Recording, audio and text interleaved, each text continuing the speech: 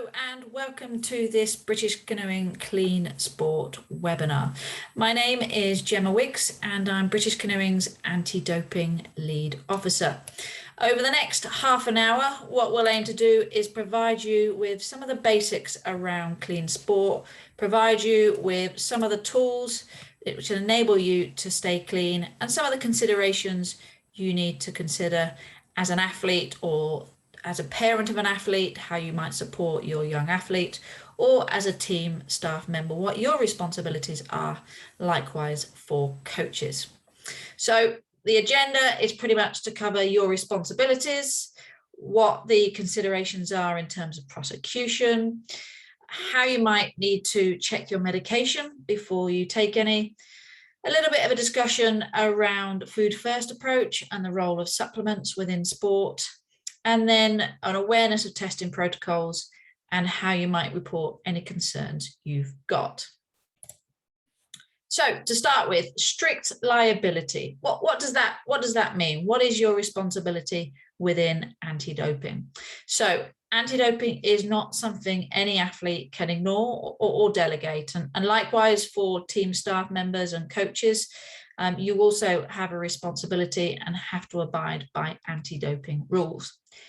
In fact, every member of British Canoeing have to abide by the UK anti-doping and the British Canoeing anti-doping rules.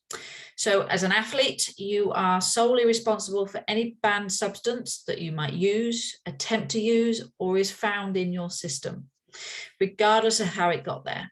And prosecution can be anything from a 3-month ban through to a 4-year ban, through to lifetime ban for repeated offences. So what do we mean by banned substances or banned methods? So anti-doping rule violations. These are the rules. These are the various ways within which people violate the rules. So the most common one people will have heard of is the presence of banned substances in a urine sample or a blood sample. And the majority of people that we see in the media, that's how they've been found out for cheating. The use of a banned substance, if you got caught using it, obviously people can report if they see you using it, if there's evidence provided. Everybody that paddles and is part of British Canoeing, in the abiding by British Canoeing and UCAD rules, you could be tested at any time, any place, and you have a commitment to provide a sample. For some of our elite athletes on Olympic and Paralympic programs, they're on what we call testing pools. So they have to provide information about their whereabouts, and there's certain criteria they have to fulfill within that. Now, anti-doping rule violations are not just for athletes. So those that you can see starred from 5 through to 11, they also are relevant to our team support personnel, whether you're a coach, you're a physio, you're a team manager. So you have a responsibility to make sure that you are undertaking good practice. So you're not possessing drugs, you're not trafficking drugs, you're not complicit in any way in cheating within the sport. And there's a new rule which has been brought in, number 11, and that's about discouraging whistleblowing. So WADA, the World Anti-Doping Agency, and UCAD and ourselves, we really want to encourage everybody to have a responsibility for clean sport. And this rule has been brought in for those that are trying to influence and bully and restrict people from reporting doping concerns. So as I mentioned before, a minor offence, something which you can evidence, which might be inadvertent doping, will receive a lesser ban, something around 2 years. Somebody who has advertently taken drugs or been involved in a number of the other violations can receive a 4-year ban. And those that are repeated offenders have been known to receive lifetime bans from sport, and that is from all sport. That is from training, from competition, and all different sports. So the consequences are more than just being banned from sport. So depending on the level within which you participate, you could lose medals or titles that you won both nationally and internationally. If you are in receipt of UK Sport National Lottery funding, you would be removed from the programme. Likewise, sponsorship, those athletes that have been involved in doping, obviously their sponsors remove any association with them. But it's not just about that core paddling that impacts. People tend to feel there's an influence around their environment and the people around them, whether that be people not wishing to associate with you, friends, family, the emotional, the mental, the physical impact on people. And a lot of the drugs which are banned from use are also banned not just from a sport integrity perspective, but also because they have negative physical impacts on your body. So all to consider when you're going through your journey as an athlete or a support personnel member. It's not just about the cheating and the losing or getting found out. It's all encompassing if you do end up there. Now, this session is not saying that we have a significant problem in the UK with canoeing. Actually, our responsibility to educate you is to protect you, more importantly, from inadvertent doping. So by giving you the tools and the understanding and the education, hopefully we can support you in protecting yourself from not understanding the rules. So the prohibited list. The prohibited list is that list of substances and methods which globally are deemed to be prohibited, not permitted. This is updated every year. So on the 1st of January every single year, a new list comes into effect. And there are usually some minor changes on there. As British Canoeing, what we do is once that information is shared with us around October time, we will make sure that is shared through our various media channels and through our national team programs. And we try and highlight for you anything to be aware of. But it's really important, if you are taking medication, please check regularly that it's not prohibited, and at the very least ahead of that 1st of January deadline. It's important to bear in mind that substances can be added at any time, but traditionally it is around that 1st of January time. But again, we would make sure that is communicated if that was the case. So what is banned? Why are drugs, why are substances, why are medications banned within sport? There's 3 reasons primarily. One is because it's deemed to have an unfair performance advantage, whether that be steroids or something like that, beta blockers, diuretics. The other piece would be around the integrity and the spirit of sport. And then there is also varying legal elements within there. Interestingly, the bottom right 3 that you can see on that screen, narcotics, stimulants, cannabis. With the WADA code coming in 2021, there has been a change in how recreational drugs are regulated and packaged within these rules. If an athlete can prove, and the onus is on the athlete to prove it, that they have taken these recreational drugs out of a performance environment and it wasn't performance enhancing benefits, that ban can be reduced to 3 months. And if you're willing to go on a drugs rehab program, that can be reduced down to 1 month. Obviously, within the UK, majority, if not all of these substances are banned, are illegal anyway. So not only is there an anti-doping consideration, but there's a legal consideration. And obviously, from a British Canoeing perspective, taking any of these substances would be bringing the sport into disrepute. So how might you check medication that you're taking? And we're really lucky in the UK that there's a tool called Global Dro. It's really simple. You can access it on your phone or on your computer or your iPad. Just go to globaldro.co.uk or globaldro.com, both work. And you literally will put in your user type. So whether you're an athlete, a coach, your sport, because there is some variations between sports as to what is prohibited and not. So we put canoe, kayak, and it's really important that you put within there the nation of purchase. And I'll come back to that in a second. Within the UK, majority of medications, whether that be branded medications or prescribed medications, this system will contain that information. So you can put the details in and it will take you through a series of processes. Please make sure that you are putting accurate information in. You can see there that there are various different Sudafed products, and different ones have different substances within them. And so some may be prohibited and some may not be. You can see on the third screenshot there that what will come up is a differential between what is prohibited in competition and what is prohibited out of competition. And for some substances, there is a difference. So in competition, in the majority of cases, starts from 11:59 the night before your competition starts. And then it ends once you've finished competing. It's important to note within this, though, it's not when you have the test, when you take the substance, sorry, it's what is found in your blood. So you could take a substance in an out of competition period, 2 weeks before you compete, but if it's still within your bloodstream in that in competition period, it would still be deemed as in competition.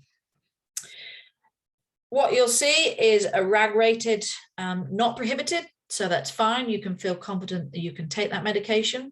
It might be conditional. So an example of that would be salbutamol for those that are asthmatics. The inhaler, it's conditional in that you can only take a certain amount within a certain time period. Other elements can be conditional in terms of the method of application, whether it's by injection, it's oral, etc. So it's important to read the additional information on that. If it comes up red, it's mean it's prohibited, and I'll come back to that one in a second. You can see on the full screenshot, there is an option to view as PDF. What we would advise is that any check you make, you save that PDF, because in the unfortunate circumstance that you do receive, and it's highly unlikely if you're following all the practices, but if the unlikely case that you did receive a positive test, what we can support you to do is an evidence bank to show that you have been responsible, you are trying to abide by that, and that will go some way to alleviating some of the penalties that might come your way. So Global DRO is being bought into by the UK, the USA, Japan, Australia, Switzerland, Canada, and New Zealand. So 7 countries are bought into this system. If you're purchasing products from or prescribed products from any of those countries, use this system. If you are competing or training in another nation, please note that whilst it might look like the same product as the one you might purchase in the UK, it might contain alternative banned substances.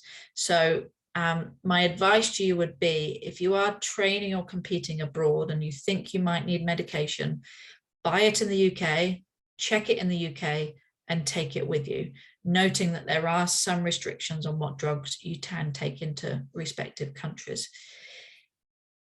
If you are required to take medication that is prescribed or you have to buy abroad, quite often it will list the individual substances. So you can check those individual substances through Global DRO, but it's just being mindful that the regulations of drugs in other countries, it is different to that in the UK. So I mentioned if, for example, it might be prohibited. Okay, so it's not saying you can't take that medication, but there's some considerations to take before you do take that medication.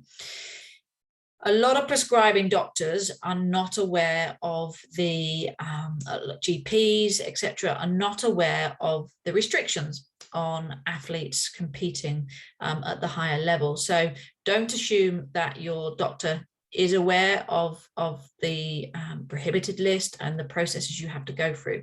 Take them through that journey. While you're in the doctor's room, get your phone out, check the medication that they're having a conversation with you about. If it is prohibited, have a conversation with the doctor to see if there is a permitted alternative. So that's the first port of call. And in some cases, that is the case. So some asthma inhalers are prohibited and they are able to move you across to a permitted asthma inhaler. It's not the end of the world, though, if there is not an alternative, okay? What we can do is support you to apply for a therapeutic use exemption. And that's basically in place for people that have got legitimate medical requirements. And the most common of these would be insulin for diabetics or ADHD medication. Contact myself, go onto the British Canoeing website. My contact details are on there. And we can have a conversation and I can talk you through whether you need to apply up front for one if you're at a certain performance level, or actually if you're at a lower performance level and not competing internationally at ICF, ECA, IRF events, you can actually apply for a retroactive therapeutic use exemption if you are tested. But moral of the story is check your medication. If it's prohibited, see if there's any alternatives. If there aren't any alternatives, get in touch with myself and I'll be more than happy to help take you through that process. Supplements. I think everyone understands the use of supplements has increased within recreational gym use and within sport over the last 10, 20 years. But it doesn't come without its risks. And this is why we feel it's important, and UK Anti-Doping feel it's important to give you an education as to if you are considering taking supplements. Now, for anyone under 18, we would really deter you from using supplements. Anyone over 18, I think there are things that you need to consider before purchasing those supplements. So the majority of needs we can actually get through normal food. Okay, so whether it be that you need some more protein, have a glass of milk or some cottage cheese before you go to bed. If you are looking for creatine, okay, red meat is a really good source of creatine. Likewise, iron. So consider where you might be short and please put in a food first approach, build it into your diet before you consider taking supplements. Likewise, okay, there are many facets to being an elite athlete. And that includes hydration, sleep, rest, psychology, physio. Don't just assume that the ability to increase performance is by taking supplements. Okay, please consider all of these elements holistically before you consider supplements. Assessing the need is what we title this. Once you've assessed the need, okay, if you still think there's a gap within your diet and within your training, assess the risk, okay? Assess the need, now we assess the risk. Most supplements are manufactured in factories which also manufacture drugs. So many supplements cannot be guaranteed from not containing banned substances. It's not a regulated market, okay? So it does come with risk. Contamination can occur during the manufacturing. The other risk with supplements, given that it's not regulated, is it doesn't always do what it says on the tin, okay? So you see much advertising within magazines, on television, etc. Don't assume that just because it says you're going to get big muscles within a week, it's going to give you that, okay? Some of it is fake news. The consequences, as we mentioned at the start, is around strict liability. So if you were to provide a positive sample and that was due to the fact that there was a contaminated supplement, you must show no significant fault or negligence to reduce the sanction of 4 years down to below 2 years.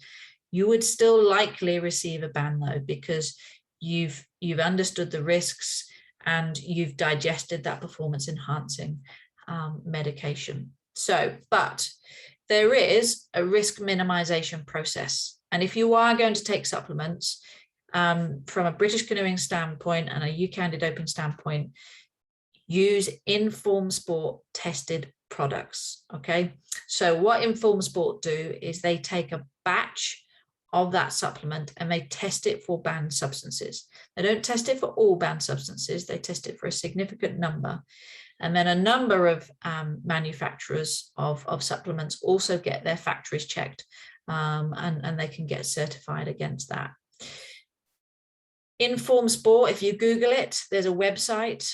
there'll be a batch number on the supplement, whether it's whey protein or whether it's energy drinks or whether it is protein bars. If it's Inform Sport batch tested, it will have a logo, the Inform Sport logo on there. It will also have a batch number. It's important that you check on the Inform Sport website that specific batch number. There are some manufacturers that they might test the blackcurrant flavor, but not the strawberry flavor. So it's important that you check that specific batch and then you record that you've checked it. Okay, information overload, aware of that. Hopefully by this being a video, you can stop, you can pause, and I'll actually give you some resources at the end whereby the 100% Me app is a great reference tool after this. So testing procedure. I mentioned earlier that as a member of British Canoeing, as somebody engaged within our programs, you have to abide by the UK Anti-Doping and the British Canoeing Anti-Doping rules. And in that respect, anybody can be tested anywhere, anytime, and it will be urine or it'll be blood sampling. So UK Anti-Doping work with the various authorities and the International Canoe Federation, the ETA, the International Rafting Federation, and they have various different elements within which inform their testing programs. One can be intelligence-led. So if reports of doping concerns come in, they might choose to do some targeted testing. They tend to test our elite athletes more than they might do other athletes, just because the pressure on those athletes with the return the reward for competing at that higher level is significantly more from a sponsorship, from a media, from a profile perspective. And then also they do random testing. So UK Anti-Doping have been known to come to sprint regattas, slalom events, marathon events, polo events, and come and do random testing. So please be aware you can be tested at any time and you are not able to refuse that. If you'd like more information on the testing protocols, head to the British Canoeing website and the Paddle Clean page. And what we've done is we've shared a resource on there to talk you through that testing procedure so that you feel confident. If you are tested and you're unsure, there'll be a doping control officer that will take you through that process. Let them know that you've never done it before, and they will then talk you through the process. And the UK Anti-Doping doping control officers are great and helping from an education perspective. One point for any females that are engaging with this, please don't worry if you are on your period, for example. The doping control officer that will see you dispense your urine sample, they will be female. So don't feel uncomfortable. They've been there, done that, many tests before. So if you're on your period, don't worry. We know that is quite disconcerting for female athletes. Just tell them, and they'll give you some more privacy within the admin area as well. Anyone that is under 18, the doping control officer will also have somebody that is able to watch them. So the doping control officer will have to see anybody dispensing a sample, see them dispense that, and you will have to be naked from your nipples to your knees, basically. But from a jurisdiction perspective, we would appoint somebody to watch the tester. They won't watch you, but they will watch the tester to make sure that everything is in order. My biggest piece of advice, if you are getting tested, is take somebody with you, okay? Whether it's your coach, your physio, a team staff member, another athlete. What that does is that gives you confidence in asking questions, in challenging the process. It's a second pair of eyes, and they might also have a bit more experience than you. So take someone with you and engage the doping control officer if you're feeling unsure of anything. Protect your sport. So we've all got responsibility to keep our sport and all sport clean. What we wouldn't do if we saw somebody stealing our car, we would report it, wouldn't we? If we saw somebody cheating, if they got a motor on the back of their boat, we would report it. It's cheating. So there's 3 ways within which you can report concerns about doping within any sport and canoeing. All of it is confidential. It goes through UK Anti-Doping, or the 24-hour hotline is operated by Crime Stoppers. Now, you reporting doping is, or your concerns, is not straight away going to get somebody banned. It's a little bit like the police. What the UK Anti-Doping intelligence team will do is they will start to pull together a case. And if you report anonymously something very, very vague, they're unlikely to be able to act on that. Actually, the chances are, if you've got concerns, somebody else might have concerns. So they start seeing a picture, they start seeing a pattern of behaviours and reports. And in that respect, they will then act and create a case. So please, please, please, a plea to take our responsibility seriously to protect our sport from cheating. And if you've got any concerns, you're always more than welcome to come and chat to myself. We have a responsibility as British Canoeing to share anything with UK Anti-Doping, but as I say, it's wholly confidential within UK Anti-Doping, and you also don't even have to leave your contact details or your name. But the more specific you can be about your concerns, the more we're able to build that case and act upon it. So I've just given you a huge amount of information, which is information overload, but hopefully gives you a picture of some of the roles, some of the responsibilities, and some of the tools that you can use. If I can give one piece of advice that comes out of this webinar, it will be to download a Clean Sport 100% Me app. What it's got is it's got the link to Global Dro to check your medication. It's got the link to Informed Sport and the considerations you need if you're going to consider taking supplements. It's got somewhere you can record the medications you might be taking. It's also got the A to Z of the testing process. So if you are tested, you can get your phone out. We know all athletes have always got their phone on them. You can get your phone out and you can use that app to go through the process of the testing procedure. It's also got where to find more information. Likewise, everything I've just talked through is on the Paddle Clean webpage on the British Canoeing website. So that's in the competitions and events section. And also UK Anti-Doping have got a huge amount of resource within there. If you're a parent listening to this, there is a parent resource which is linked to from the British Canoeing website and the UK Anti-Doping one as well. And likewise, if you'd like to become a Clean Sport advisor, there is a free online course that you can do to become certified that will give you the basics to be able to message and signpost athletes. What it's not doing is requiring you to have any additional responsibility or to know all the answers. What it does is it gives you the information to be able to signpost. So we've gone through what are your responsibilities. We understand strict liability. We know to check our medication is through Global Dro, and there's 7 nations that are signed up to that. We understand that we need to consider food first approach and the athlete physiology as a holistic before taking any supplements. Supplements do come with risk, and to minimize that, you can use Informed Sport. Testing, we can get tested at any time, any place, and on the British Canoeing website, there's more information on that process.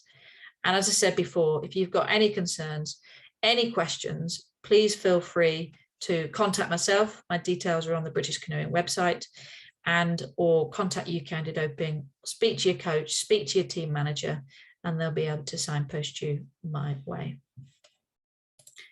I hope that was useful. I hope it was engaging, and we look forward to seeing you on the water soon. Thank you.